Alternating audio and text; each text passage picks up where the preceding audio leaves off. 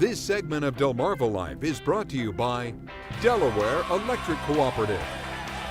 Well, before the break, we learned steps we can take to protect our home in a hurricane, but what if your power goes out? When nasty storms strike, Delmarva's linemen get to work braving dangerous conditions to restore it. Delaware Electric Cooperative's Jeremy Tucker has more on what happens at the co-op during a power outage and how you can prepare for one. Hurricane season is here. High winds and driving rain can cause major problems for our electrical system.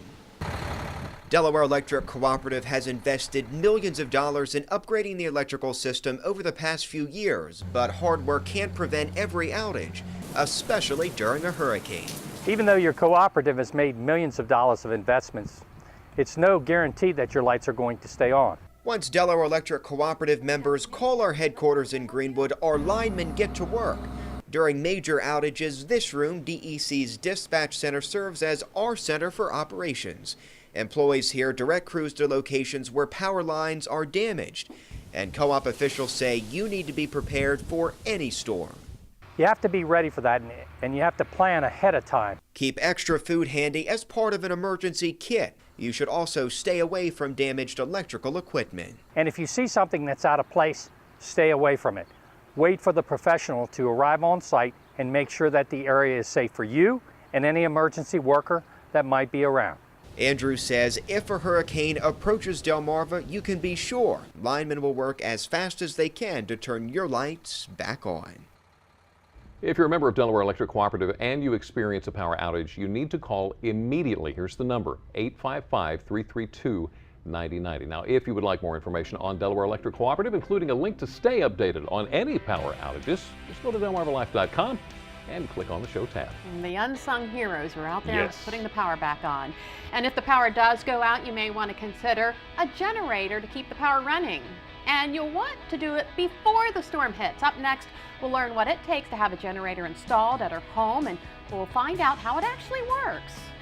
And a little later on, we still have your chance to see Tracy Lawrence in concert next month in Denton, and we're going to tell you how you can win.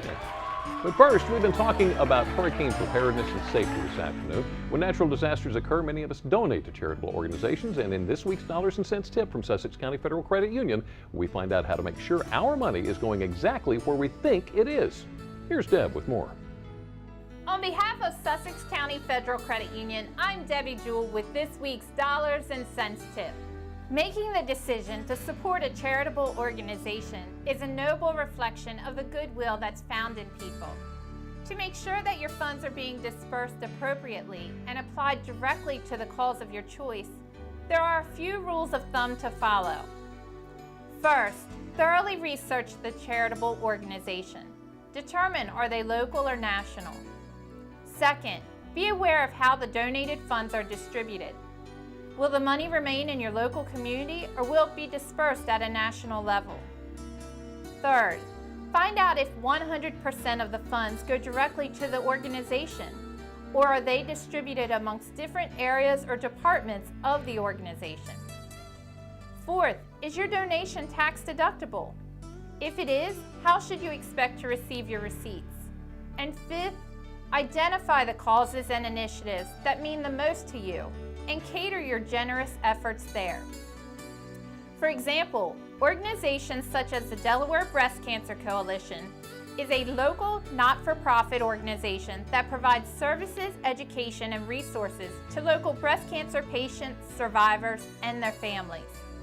When they are beneficiaries of fundraising events, participants can be assured that the money raised will be returned specifically to the needs of the local community. When you make the conscious effort to allocate your hard-earned money to support the charities of your choice, you are making a difference. And together, we can achieve more.